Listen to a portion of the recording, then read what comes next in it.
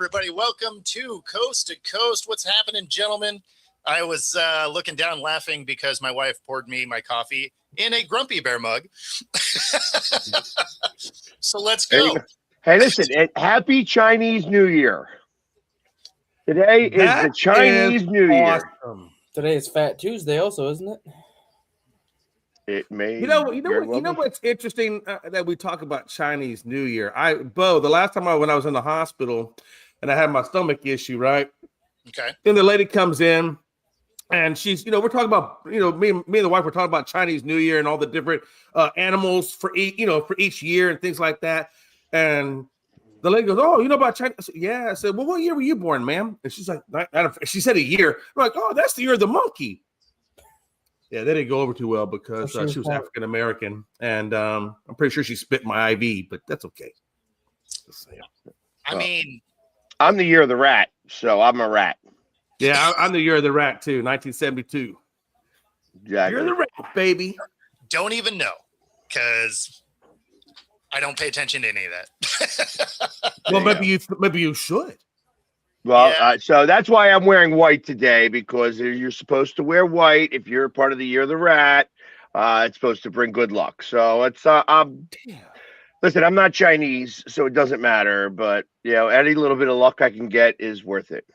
I mean, that's fair. Well, I'm about to go find me a white shirt then. Damn, I didn't realize. See, but it's amazing how many people know what the hell's going on. And it's like, hey, there's Snake, you got the dog, you got the horse. So. But I still kind of wonder how that all came about. Like, how do they in that culture start saying, okay, we're going to name this dog or this animal, whatever, for this year? Like, I wonder how that all came about. I guess you'd have to do some research on that, but it's interesting. I'm the cock. That makes sense.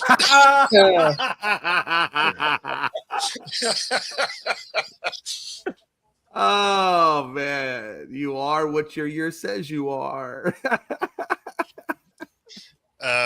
What year were you, Dustin? 1989, so I have no idea. I'll find out. If I see a Home Depot person, we're gonna know. All right. So yeah, exactly. Anyways, astrology thing. Yeah. I this whole thing with this curling thing is still. I guess I'm a snake. Still out there. Yeah, they're very unhappy about the curling. Say that again. Canada is really screwing things up with the whole curling thing. Mm-hmm. It's been getting more and more. First it was the men's, then it was the women's, then it's and how Sweden. Well, yeah, U.S. won over Sweden, so Canada's out now. Like I think Canada's done. But the U.S. did beat Sweden, and. Yeah, so the U.S. won in 2018, and then Sweden won last year or 4 years ago.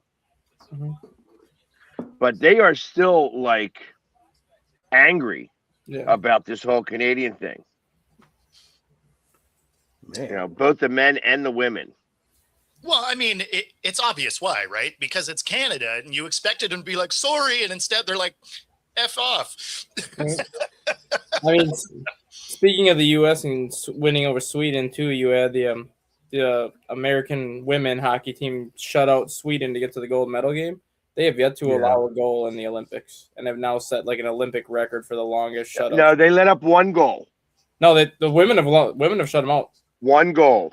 They let up one goal in the first game. It was 5-1. I don't think. And now they have gone 5 games, which is the Olympic record for most shutout games. They just so that we can report that properly. Yeah. I mean, that team is just making everyone look silly. It's not even funny. Well, and they go up against Canada again, which is going to be really interesting. It'll be interesting to see if they can shut them out again. It's just amazing, though. Canada is not usually a country that's involved in controversies. It's weird that they had this controversy going on right now in the Olympics. Mm-hmm. Well, and that's what the joke was initially. Was like, did the U.S. buy Canada already? You know what I mean? Like it was like that, like that. The U.S. would be cheating, not Canada. And Right. it's funny that both the men and the women had the same problem. Now the men, they were just telling them to, they were yelling at each other some obscenities, and they were yelling obscenities like they were showing it on TV live. Like, ooh, yeah, we're gonna have to, when that broadcast, we're gonna definitely not have to, X that out. But Right. When doesn't like yelling at the Broomers? and then how about that one guy? I don't know what he was, but his broom broke. He's like Now you got a going little- down now you there got a and he's little doing broom. his thing. He's got it right in front of it, and then he fell on the stone. Oh, His broom broke, fell on the stone. It hurt. It hurt. I mean, you're falling on a piece of granite. Of course it hurt. Yeah. When you got all your weight on a broom, Yeah. and the broomstick broke, it was like, damn. I can see that right now.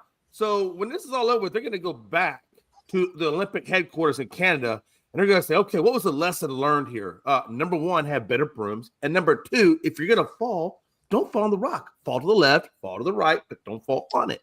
You do That's a realize good they're on line. ice. There's a little bit of Hey, Bo, control. no excuses, Bo. No excuse. This is Olympics. No excuses. You better figure out a way. Make it happen. You're going to control your fall, which is already something you were trying not to do. Listen, Jay, until you go to your curling thing over in Houston, you don't get to talk about curling. You go play curling first, and then you tell me what it's like to broom. In fact, I'm going to come and push you down on the ice, and then you can tell me how you should have broken your fall. You know what, Bo? And when I fall Dude. correctly, you're going to eat those words. You know what, Pat? When's the last time your ass got out there and curled? I have curled before. So I have done it. Yeah, I'm like 8 years ago. I want pictures. And I don't want pictures where you fell down flat at the curl. I want to see you brooming like a champ.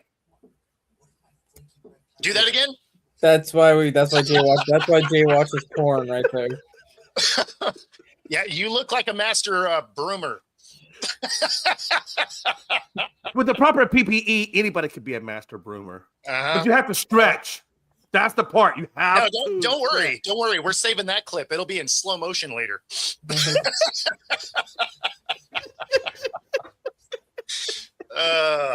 Man. And Rob, Brad, you guys save your questions for other sports until we're on to those, because it'll just get buried in the chat. I do try and keep some continuity to the show, so I'm not going to bounce all over the place. Dustin, shut up about baseball till we get there. I didn't even open my mouth yet, damn it. But it was coming. I felt it. So, but yeah, keep your questions, because otherwise it'll get buried and I'll miss it. So hang on to those things. So there is some other news from the Olympics as well. There's been some sabotage to the high-speed trains. And so there's been some deliberate burning of the cables at 3 different trains there in Italy. And their public release was exercise caution, be aware of your surroundings, and leave extra time.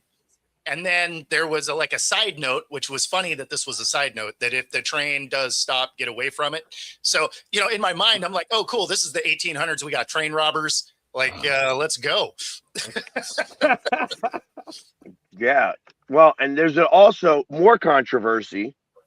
Normally at the Olympics, they have 100,000 condoms, because the one thing that happens at these situations is that when you go 4 years of training, the one thing that you do not do a lot of is have relations with the opposite or the same sex. It doesn't matter. You don't have many relations. Yeah. And they ran out of condoms. They only had 10,000 condoms, and they ran out of condoms. So there's going to be a lot of Olympic babies. I kind of find it funny how an hour after they made that post that they ran out of condoms, that the Dolphins released Tyreek Hill. Where do you think he's going to go now? Nobody in Italy's going to be safe from Tyreek Hill. Man. This show took a weird turn. Well, it's Y'all a real better be thing. It is a giving real them a- thing. it is a real thing at the Olympics. It's like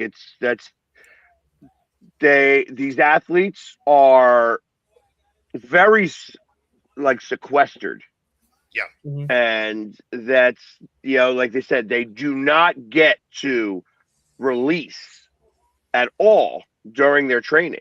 So this is like what happens Well, when they start to train, like they that's get like the done. loser. That's like that American loser who's considered the most popular bachelorette. Like she literally has been hanging out with guys that have been sliding into her DMs at the Olympics. Sure. Like she'll So we leave got a guys running the DMs. We got condoms and stuff all over the place for her relations. And then we got ball sack injections to help you. That's crazy. This has been one hell of a Winter Olympics. I mean, that is the Olympics in general, though. Exactly. Wow. Yeah. No, there's a lot of that going That on. is Olympic Village. Olympic Village is crazy. It is crazy over there. Hmm. So and I they wonder are how many foreigners do with other foreigners. That's gonna be crazy. well. That's part of it. They are. They said they're so wrapped up in their training Mhm. all the time that they don't get to be able to do any of this. So Well, there's a fair amount of downtime for the athletes while they're there because they can't really Right. just be cruising around. There's No. multiple, events that happen all at the same time, and so when Yeah. they're not doing stuff, they're just kind of around the village. I'll tell you. yeah, how Joe, does that no work? Diddy stuff. We're not doing any Diddy stuff here. No. I can just see it though. Like, hey, I'm gonna go over that Czech tent. See what's going on over there. I'm gonna go over to the Yugoslavian tent. See what's going. I mean, that's crazy because like you said, you can't go anywhere. So what do you do? You're old when you say the words Yugoslavia. Yeah, that. Yeah, that's probably not a thing Yugoslavia anymore. hasn't been a country since like 1987. Right. Mhm. Not only That's probably that, why the Yugo went away. Remember the Yugo, that little car, the Yugo? not only that, Yeah. they're not staying in tents, Jay. Staying like houses and cabins. I'm gonna go to the Yugoslavian cabin. I'm gonna meet Helga. And they make a whole Olympic village. I mean, it's like they actually build Exactly. domiciles for them all. So they're living in like what is They're dorms they're like got small apartments. They're Yeah. mini apartments. with a room. That is a whole area. Whole areas. Like they actually most of the time they don't even have roommates. Yeah. So that's the reason why they're able to do this. Like sometimes they do, but most times they do not. A lot of the hockey team, I Yeah, guess. the hockey team and the bobsled teams typically like stay together, but if you're like an individual athlete like ski Exactly. or snowboard or things like that, you kind of have your own Yeah, but the team sports they tend to have a roommate. because they want you to like train together. They want you to like watch film and stuff together, so they always try to keep like the team. Teams that drink together win together. That's That's a right. real thing. So, but yeah, I mean, it's interesting to kind of see that. I remember when I was in Hungary, and we stayed across the street from the old Olympic Village, and now Hungary hadn't had the Olympics since like 1908. Mhm. It might have been even or 1928 even. It could have been something like that. It was one of those situations, but the Olympic Village was still there. And Well, nobody lived there anymore because they had to redo it all. Like it was. And Jeremy's point is exactly right. Is a It lot of happens times more they during the build Summer Olympics, though. well, a lot of these things they get built and then Yeah. they just sit there and rot. And I mean the cool But you know thing what? is Why is not you put can your go- why not just You take the homeless people in your country and just put them into that Olympic village? 'Cause now you got a village that could probably, or at least maybe some single mothers that need help or financial. Didn't they There's just nothing- repurpose that? No, because it where they're building it, it's so big. It's all they're Mhm. always a little bit more remote, and then there's nothing there afterwards. So So that does happen a lot more during the Summer Olympics though than the Winter Olympics, because if you have a mountain and you're skiing and snowboarding down it, the mountain's not going to go anywhere. People are still going to ski and snowboard down those mountains, like when the Olympics aren't going on. Versus the Summer Olympics, you're building the track fields, you're building all this other stuff where you're literally using it for 3 weeks, and then they never get used again. Versus like you have these hockey arenas and skating arenas, like they're still going to get used throughout like the time when the Olympics are over, just not as frequently. well, and a lot of times, even the the slopes and stuff aren't generally right next to Yeah. the Olympic Village. Like Mhm. you're usually traveling to those regardless. Mhm. So Right. even though it's in the same country or whatever, sometimes it's not in the same country. Yeah. But yeah, I mean, those aren't generally right next to each other. But yeah, I mean, there's tons of like, bobsled courses and stuff where the remnants of them are just hanging out, like covered in bushes and stuff. Right. So my thing is though, even take the Olympic Village, right? Somebody has to build that. So that means they have to. So isn't that good for their economy because people are getting work, people are getting money? For this? See, and the French, because the Summer Olympics are in France coming up, and they were spending. I remember reading something. They were spending $1 billion to clean the Rhone River, I think it was, and then they were going to have like the governor or the whoever is like the president of Paris, and was going to float down the river, and they found out that the $1 billion to clean the river, like the Olympics only make a certain amount of money. Like the host country is actually a loser to host the Olympics, and so because France is so big on stuff like that, they were all going to poop in the river, and it was all good. And like they were showing times on when you could go to poop in the river so that it would flow down and be at the same place the president was when he jumped in. Mhm. Like it was weird that they had it all down to a time. This is how weird the French are in the first place, but it's a loser to be an Olympic. Usually where they start to recoup some of that is people over the next year will go and do like touristy pictures and stuff like that.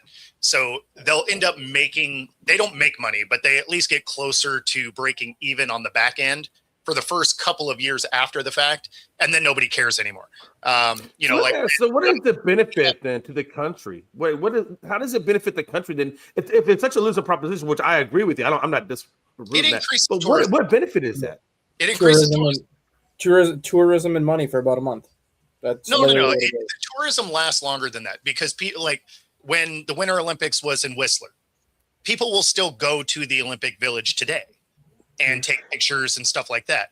There's no reason to go there. It's not like the Olympics have been there for a really long time, but there is a touristy element to it. And so people will do it. So could they then recover over a period of time? Maybe they don't necessarily a winner at that moment, but based on what you're saying, over time, at some point they would. That's why I said you start to break even on the back end, but it increases tourism and stuff like that. So I mean, it's not like it's a you're just burning your wallet, but it's not a money maker either. It's why they stopped doing the World's Fair too. It was the same thing. Like you didn't make money on it. You got to host it. You got to say you got to host it. People would come tourism wise, but you don't see the big World's Fairs anymore. Yeah, it becomes a thing of national pride. Yeah. But it's not really. It's more financial. You're going to see moving forward where, like, in the U.S., it's not as big a deal because there's so much funding that goes to the advertising. So when a city gets that, like a city gets a piece of that advertising. So like NBC is always really big on the Olympics. That's like Comcast owns NBC. So they are always really big on, hosting everything that has to do with Olympics. It's like, hey, we're going to do full sport stuff. But beyond that, it becomes a money thing. Like, it's like, that's why they also spread it out. It's the same thing with the World Cup. When you have the World Cup in your country, it's expensive. You have to build stadiums. And sometimes you use those stadiums for that, 3 or 4 games, and then those stadiums go and defunct. Nobody's using them. So in the States, though, don't they use whatever hockey stadium that is professional? I mean, no, because the hockey rink, I would love the NHL to use Olympic hockey Like it Yeah. would be so much better in general. Olympic hockey rinks are larger Yeah. than NHL hockey rinks. Yep. So you have to do it. It's a whole different setup. If they were to change, like if they were to take the Wells Fargo Center or now Xfinity Mobile Arena and make that an Olympic hockey rink, the first 5 rows all the way around the stadium would have to be taken out, and they'd have to like increase the boards and stuff like that. It's a much better, bigger playing surface. And like even like Kneecap is saying, why not just use NFL stadiums and play your World Cup there? I mean, I'm pretty sure they did in Chicago. They That's used what they're the doing. they used They Soldier are Field. doing that. That's For what the they're World doing. Yeah, that's what I'm saying. So it really shouldn't So be. here, I mean, maybe in a in the different United country, States, we have the infrastructure. That's Right. why it's in all different places. In other Right. in other countries, when they had it in Dubai and stuff like that, I mean, they had to build stadiums. Yeah. Well, those Yeah, but Dubai's stadiums got all went that to money. funk They don't afterwards. Yeah, And- Dubai got all in that fact- money. They don't care. And Anthony, just to address this, some of the Summer Olympics are also easier because you get to host all of that in the same city. Mhm. It's more condensed. When you're talking about the Winter Olympics, especially when it ends up being somewhere that doesn't have slopes, then it gets spread out a little bit more, because where we have snow is kind of unique locations across the country, right? So it's regardless of the city that actually hosts it, some of the winter stuff has to happen in certain spots. Right. Right, like they're not going to have any skiing at the Poconos, Exactly. where I would go skiing. Yeah, they may have it in Vermont and Killington, which has got some, bigger slopes, but they're going to have it out in the Rocky Mountains, probably in Utah, which is where all that stuff was done. Exactly. You know what I mean? It's like, because, you think about the luge and the skeleton and the bobsled and stuff like that. That whole thing gets taken down afterwards. Right. Like that's Well, you here it notice it when you see it. It's all like plywood. Yeah. When you look at how it's built, it's all plywood. So, I mean, My thing is, so when it goes back to the money part, don't these Olympic countries that are building these villages and things like that, don't they get a certain portion of the media money, like NBC, the TV money? Well, NBC they covers it. the Olympic Committee doesn't give the middle finger to the host country. I mean, Yeah. there's still money that comes in. It's just not a money maker. It's like Pags was saying, it's a point of pride. You get to say you hosted it. There's some tourism on the back end of it. Like there's elements that bring that money back, but it's not like you're like, oh hey, let me make a bunch of money on this thing. Yeah. You get millions spending billions. Yeah, I mean and some of it, if it's like here in the US where it's being built around major cities, so it becomes a tourist type of thing. But a lot of these countries don't have that. So Yeah. they're off a little bit and they get mothballed and they don't have the tourism that necessarily supports all of those locations. So that's where you see all of these different Olympic structures that are just like buried in overgrown trees and bushes and stuff around the world. You don't get that here in the US, but around the world, it happens a lot. That's Yeah, and when you think about it, I mean, there's only so many places that you can even have the Winter Olympics. Yeah. Like as Right. big as like Norway and Denmark, like the Scandinavian fingers are, like you can't really have them up there No. unless all 3 countries got together to be able to do that. Because even though that they may have all that stuff, it's still like they don't have enough in each individual country to be able to make that all occur. Enough mountain space and enough arenas and such, and they know this. They understand it's. And then Russia is not even allowed to do it anymore because they cheat. Yeah. Well, I think there was a whole war thing that kind of Yeah. eliminated their availability anyway. But Well, when they weren't at war, they were cheating. okay, Dustin, switching it up from the Olympics, give us your baseball breaking news. What do we got? So everyone knows the impending CBA agreement expires this offseason, which there's going to be a lot of drama attached to it. But the first major domino is about to fall as Tony Clark is resigning as the executive director of the Major League Baseball Players Association. Tony Clark has been the main guy that's been kind of pushing back on salary caps. He's been the main guy that's been telling the players to fight getting a salary cap and to try to get as much money as possible. And the reason for his resignation comes in the wake of the Eastern District of New York's investigation into alleged financial improprieties within the union. Okay. He's embezzling money from the union. Yep. Let's go. So that might be the final straw to fall that's going to get a salary cap to basically come through, because he's been the one that's pushing against the salary cap. He's been the one that's telling the players to not take the cap and get as much money as possible, but now they're investigating him for embezzling money out of the union. So guess what? If you go, whoever's taking over your spot's going to be like, we're not doing nothing. You get the CBA figured out, and then I'll figure out what to do. We're not embezzling. That's the American way, baby. Get them funds. That's Well, capitalism you know at its what? finest. I fully expect that one of the people that they may put in there in that place is going to be like Bryce Harper. Wow. Okay. I would not be surprised at that. Because of the contention. It's like if you're going to fight, you want the guy who's you really kind of started it all like that.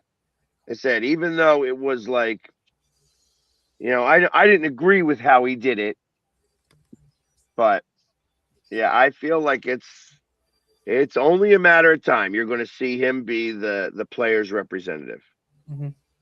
And of course, you can see more of his writings right here in the chat. Boom. There you go. How about that? Turns out Dustin writes, and 2 years later, he decided to let us know where he writes. Thank God I asked. Nice. But yeah, And I think, that's interesting. So you think it's going to be better for baseball then, Dustin? Now that he's resigned, that maybe it's going to make it easier for them to get the cap and maybe not do a strike on the season? I mean, there's probably still going to be a strike that takes place, but it's going to be worse for the players now that he's resigning, because he was expected to remain.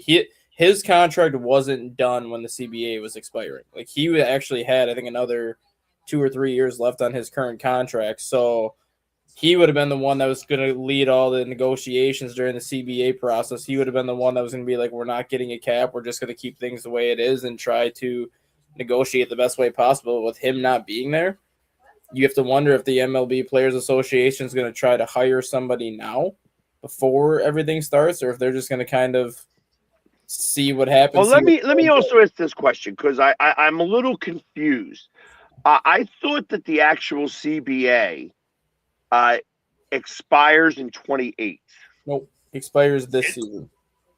At the end of this coming year. Manfred's contract ends at 28, but the actual CBA was a 5. So after the COVID shortened 2020 season is when the CBA was supposed to expire, but neither side could come to agreements on what they wanted. Like, obviously, like, salary cap was being discussed then. Some other things were being discussed then.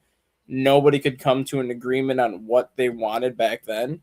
So instead of going into a lockout, knowing they couldn't afford to do it after that COVID year, they basically just gave it a 5-year extension on the current CBA that we have.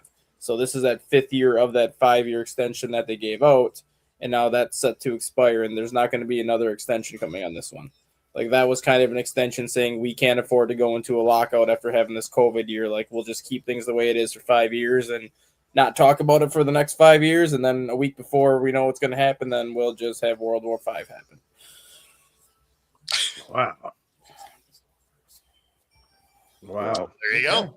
And like you said earlier, if they do strike, how is that going to affect MLB over the long haul? Because I know last time they had a strike, it really hurt their viewership and things like that. So I wonder how that's going to hurt them.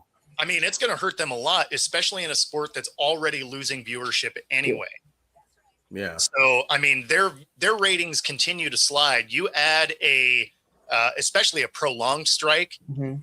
and yeah, I mean, you're going to watch their ratings absolutely fall apart, and they're not going to have steroids to bail them out this time. No, Exactly. I mean, That was the other thing. It's like you're not going to be able to cheat the way you did last time. They'll nope, have to and do those juiced balls again, maybe some cork bats. metal bat. You know, it's I mean, the you only, know what? We're not going to check your hands no more. You just put whatever you got to put on the ball, and we're good. exactly.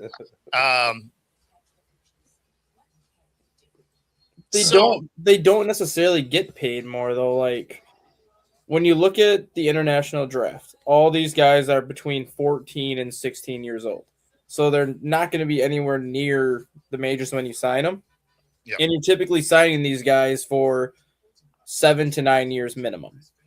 And most of these international players are getting on the high end. You're looking at $4.5 million on the high end to as low as $50,000 on the low end. Well, for what, $4.5 million for a 9-year contract?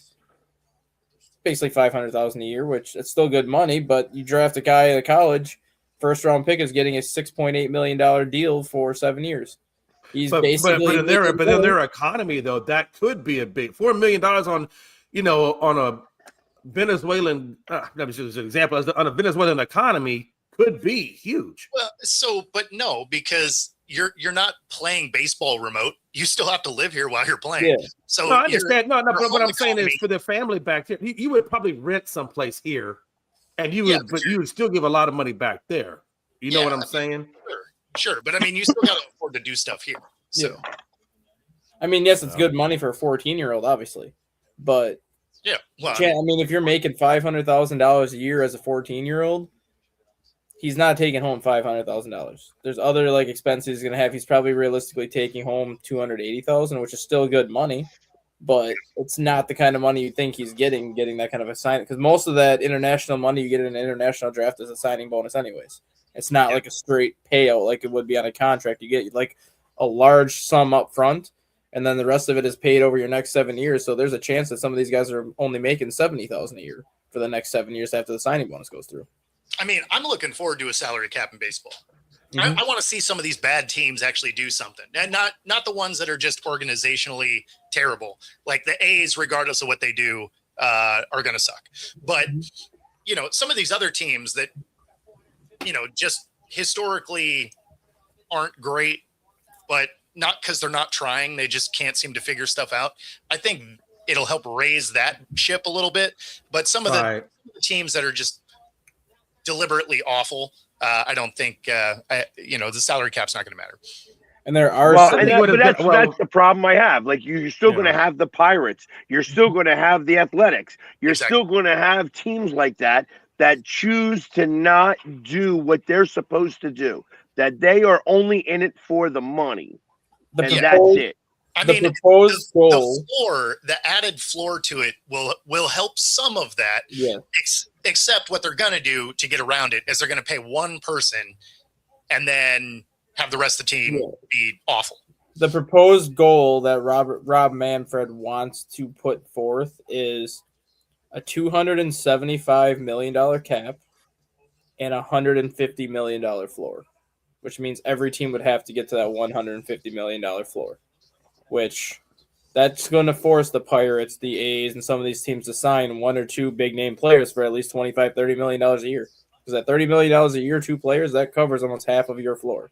So it's going to force. If the A's move to Vegas, though, wouldn't you imagine they're going to spend more money on their payroll? They're not going to be there for like another 3 years, though. So they still have to spend something while they're in Sacramento. So like Pirates spent the most money they've spent since 2012 this year, 2013 this year. Like the Pirates actually have a payroll over 120 million this year. They actually spent some money this year to improve that team. So if you put in this 150, 160 million dollar floor, Pirates are an example. They actually started to spend a little bit this year. Like now they're at 120, which is still not the 160, but they at least spend money on talent this year. You're going to force these teams to be like, oh, I have to go and make an offer to Kyle Tucker because I need at least one of these guys on my team to get to my floor. No, that's what I was saying is they're going to pay one person, then otherwise be terrible because organizations are the way they are. And Anthony, I don't think that those are quite the same as the Pirates and the A's. I think the difference there is they just don't have fan bases that show up to their games. Mhm. Right. But the ownership has proven that they want to win at times. So Right. where I can't say that's been true for the A's since I was a kid. I mean, Right. it's been a hot minute, but don't the Rays have a championship, didn't they? With the No, they've lowest been- payroll, I think, in baseball. No, they've been to 2 World Series. They haven't won either one of them though. They lost to the Dodgers in 20. What about the Marlins? Have the Marlins gotten one? I feel like Marlins the got Marlins two. have gotten one. Marlins got one in 97. Yeah, I feel like they've gotten. Yeah, Wayne Huizenga bought one, and then the Gary Sheffield one, Yeah. But and when that was you're Darren looking- Dalton. Darren But I Dalton. don't on that understand one. why they when don't. you're looking at the Pirates and the A's, they're not even trying. You know, the Pirates actually were a Yeah, good Tampa. franchise at They one just aren't. point. They're not big baseball cities. Because I mean, you're going to Miami though. Like Miami in the summer, there's Yeah, a lot way more to back do in then. Miami than go to baseball games in the summer of Miami. Yeah. See, and Anthony, that's part of Right. it. I Is just feel like they don't. plus when you guys are bad, Yeah. it's like California. There's just a lot of other stuff to go do. Right, and every time they Yeah, think that's like, true. oh, Miami, well, they want Miami to have a baseball team down there because it needs to have it wants to have all four major sports, because that is the telltale of a American city. Yep. That you have to have every sport. Truth of the matter is that baseball could leave and they could play soccer in that stadium and they would still fill that stadium up, Yeah, because especially because of because Messi and stuff like Yeah. that. So it's like not like it's unrealistic. They could move the Marlins back up to Montreal, and that franchise would start to make more money. Mhm. Tampa, on the other hand, like Tampa Bay people are different than Miami people. Tampa Bay people are sports oriented. Mhm. A lot of them come from they go to Tampa from working class cities. So Yep. you see a lot of Cleveland, Detroit, Philadelphia, New York down in Tampa. Yep. So once they're there, the kids actually themselves, being sports oriented, actually feel for the team. Now, the problem is that nobody wants to go sit in the hot sun watching baseball games. Mhm. That's the problem. Especially if it's And- bad baseball. Yeah. So Tampa's actually had like a very good farm system. And they know that's how they know they to have develop. done. They know how to develop. Yeah. And Tampa Bay is one of those teams that cashes in too, like with Blake Snell, Evan Longoria, Carl Crawford, and a lot of the good players they have.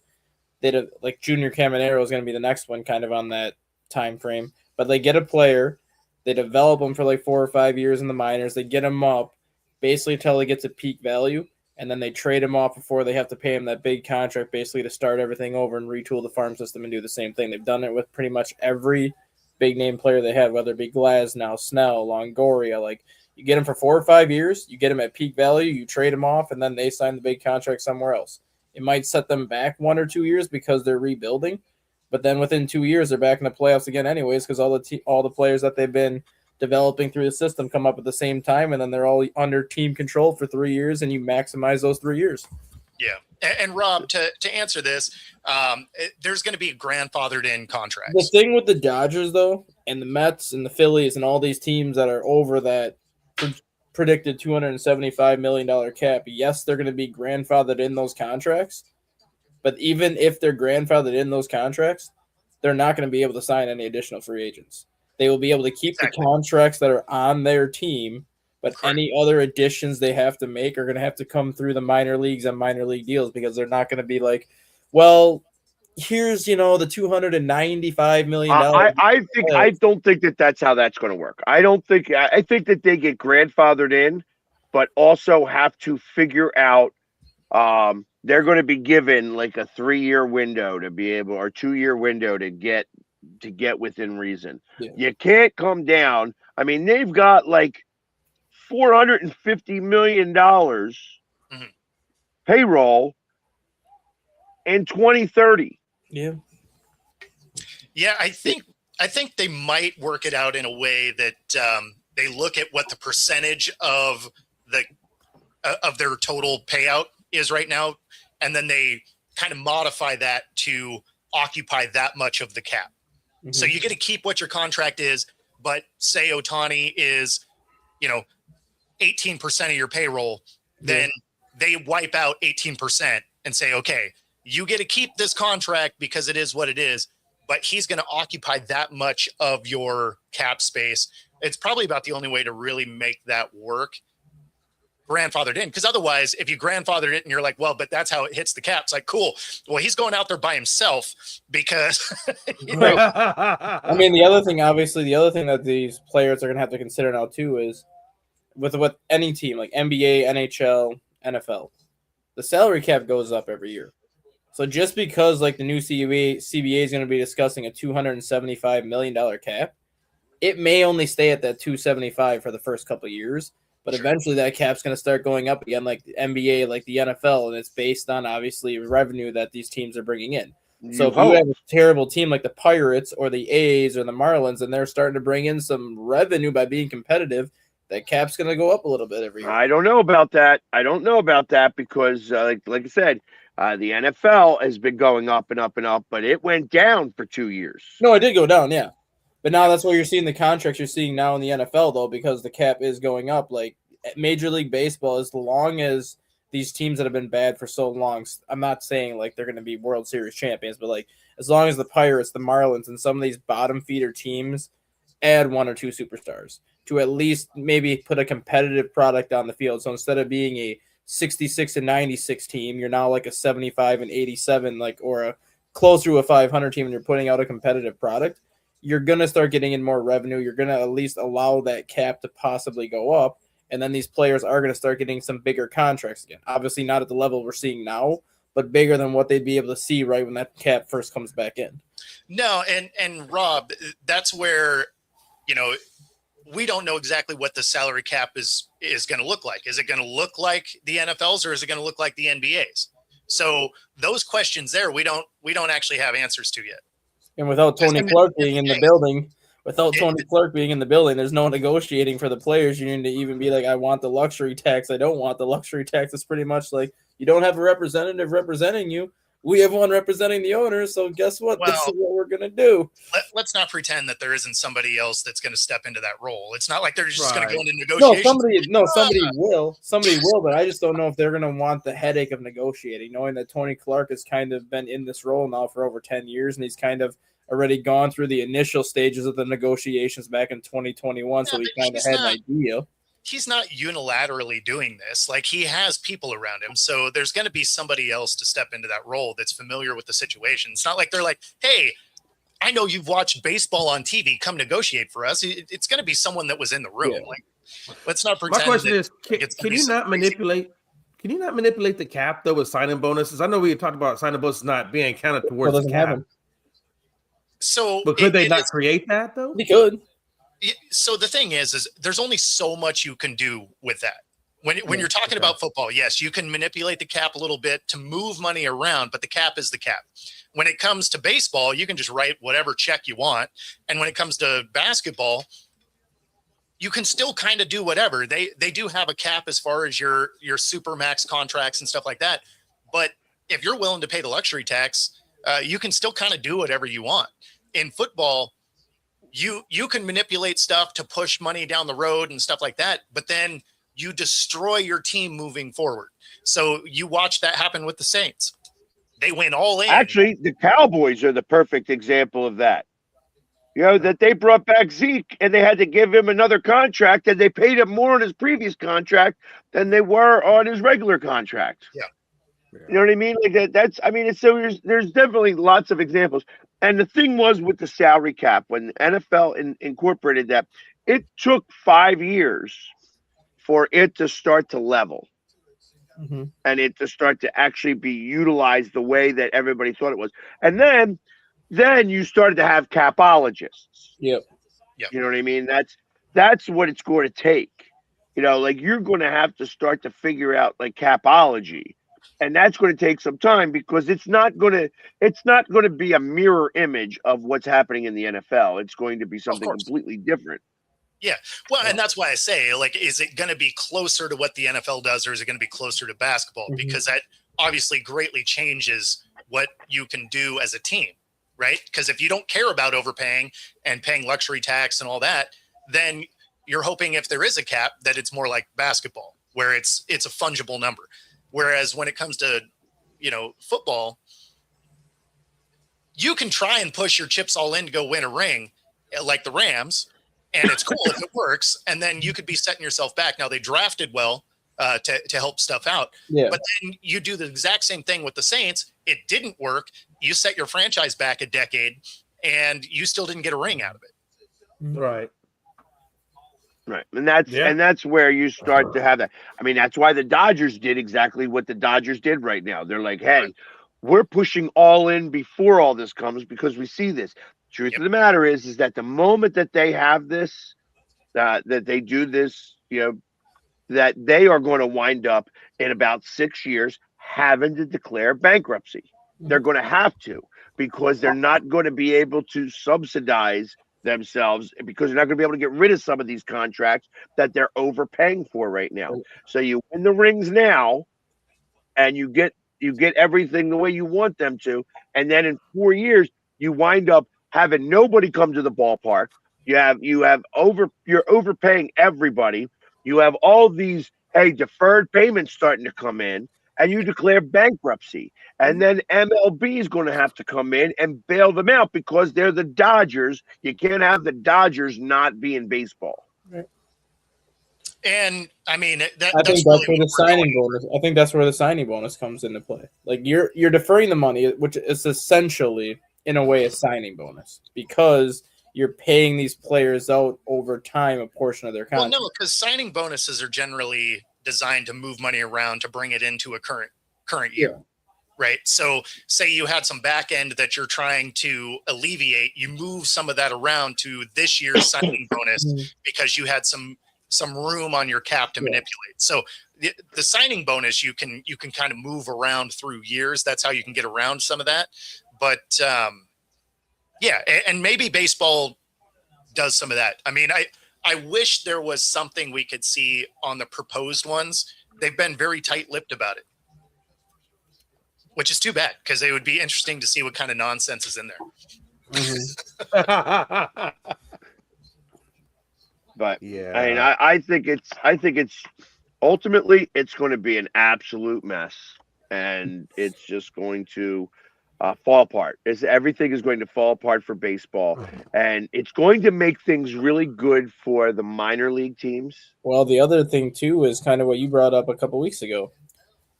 Theo Epstein and a lot of these higher ups that kind of work with the commissioner, not the commissioner himself, but a lot of the people that work kind of hand in hand with the commissioner in his office, have started conversations with a lot of these independent teams. And there are 4 independent leagues that are basically called MLB partner leagues right now, where they partner with the MLB to do like rule changes. They partner with the MLB to try new things out before they incorporate it into the minor leagues. And there are a lot of conversations going on right now, basically saying, if we go into a lockout, we would like some of our players to have an opportunity to come play for you, and we will pay a portion of that salary what we can pay. Obviously, you're not going to be able to pay $60 million contracts if you're not bringing in any money. But like for independent baseball, these players are making probably $60,000, maybe $70,000 a year. They might get $500,000 now to go do this, but now you're creating opportunities for these players to keep playing. These independent league teams who are getting 4,000 to 5,000 people a game, they start getting a lot more revenue coming in, because players or fans in these smaller towns are going to see potential actually major league talent coming through for a year just to keep playing baseball. I'm about to say that might be a good way to showcase their talents to maybe get into the major leagues. Like, yeah, if you have a guy that's been pitching in independent baseball for the last 5 or 6 years because he went undrafted, and all of a sudden next year he's facing a guy like Aaron Judge or Shohei, and all of a sudden he strikes him out, all of a sudden it's like, okay, he just struck out Shohei. Maybe this guy can actually pitch in the major leagues a little bit. And listen, you got it sounds to me like you just create the USBA. And it wouldn't surprise me if they do, because right now the 4 MLB partner leagues combined, I think, have 44 or 46 teams combined. Yeah. Between the four of those major leagues. Obviously, I don't think if they did something like that, I don't see them with 46 teams. But you could bring that league down to 24 teams even, You just put the best 24 teams out there and just call it whatever you want to call it, and just make it basically a temporary fill-in league till Major League Baseball figures out their crap.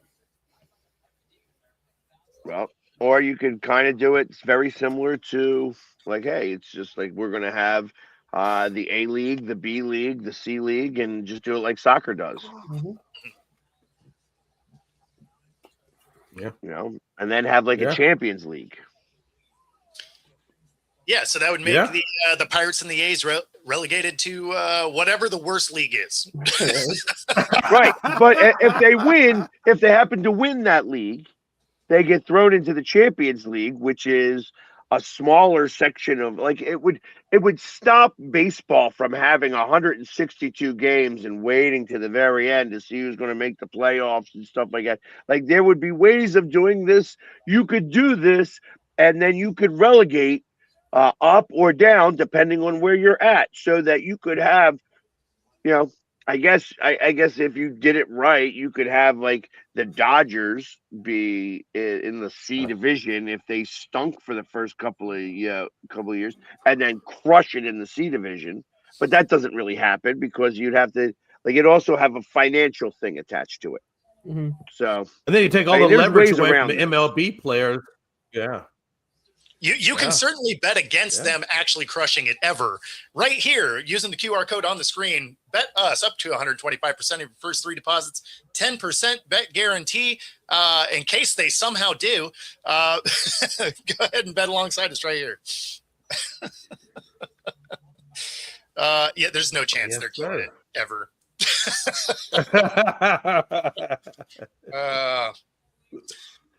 So yeah. there's that.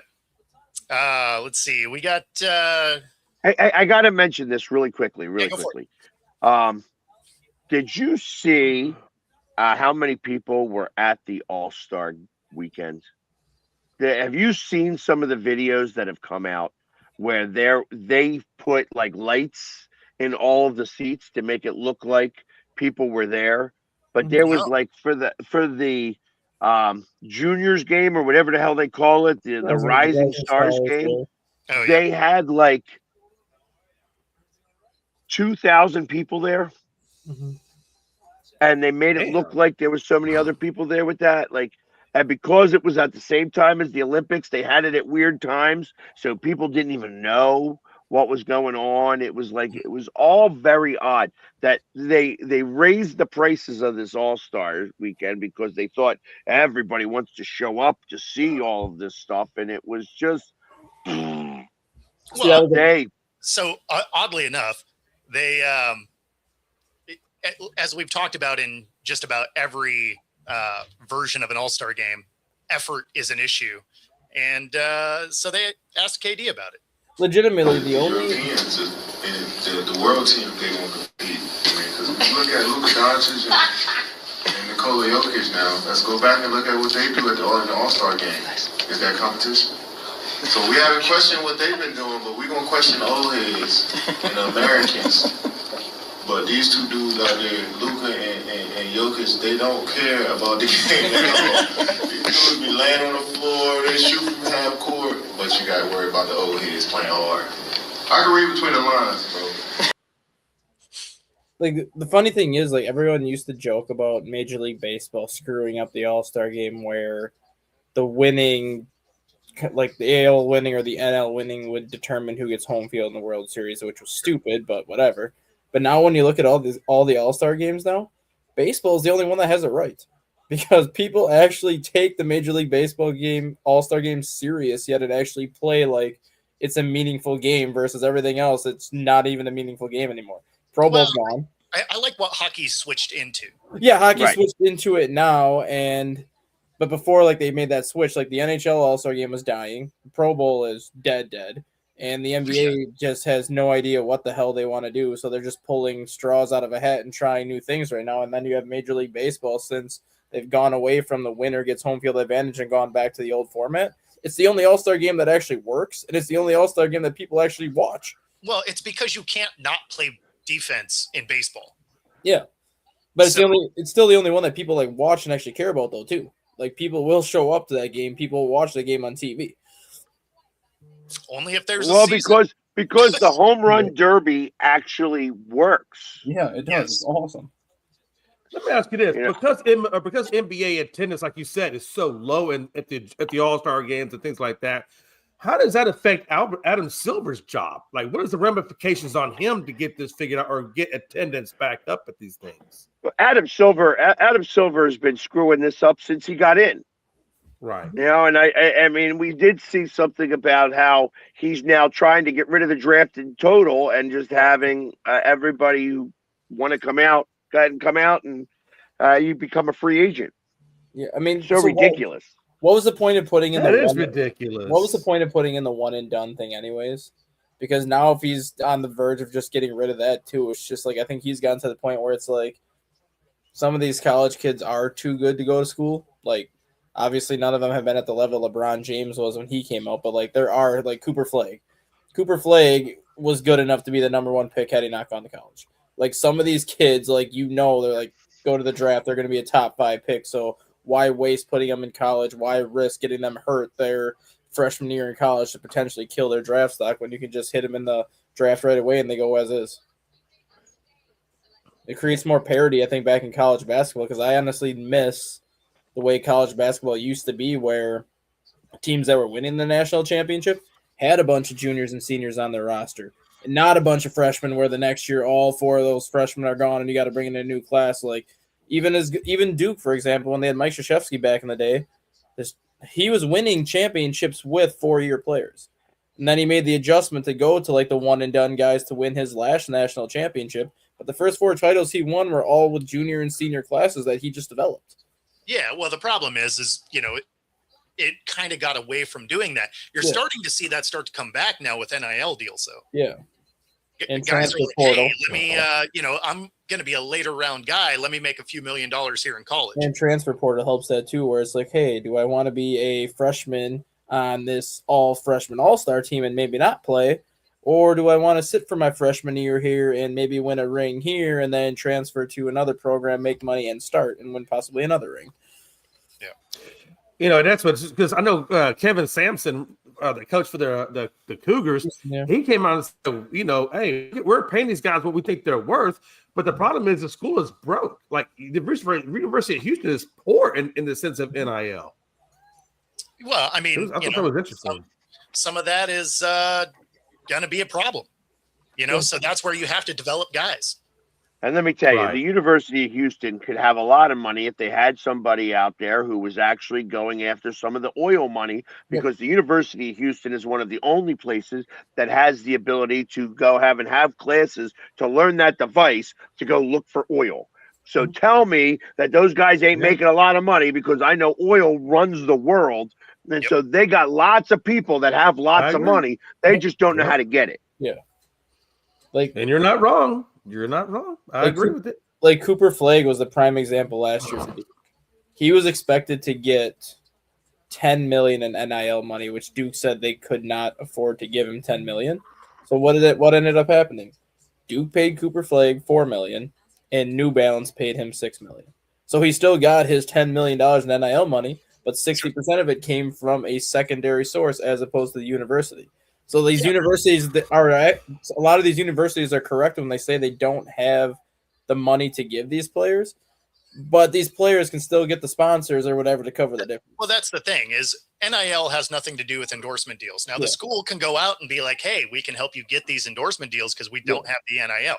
So, I mean, that is ways around the NIL. And that's the problem with some of the NIL is there's no safeguards on it, and the NCAA doesn't do anything to be proactive. They're reactive in everything they do. Right. So now the schools are going to become the free agents for them getting them deals, or like you said, with sponsors. There's a reason schools have GMs and stuff now. Yeah, Like that's literally what the portal is now. The portal is essentially a NCAA free agent pod for someone to try to get the most NIL money. Absolutely. We did have, before we get out of here, we did have the passing of an icon, Robert Duvall, with the most iconic soundbite that's uttered at every single racetrack everywhere. Okay, I'm going to pull this rookie's chain.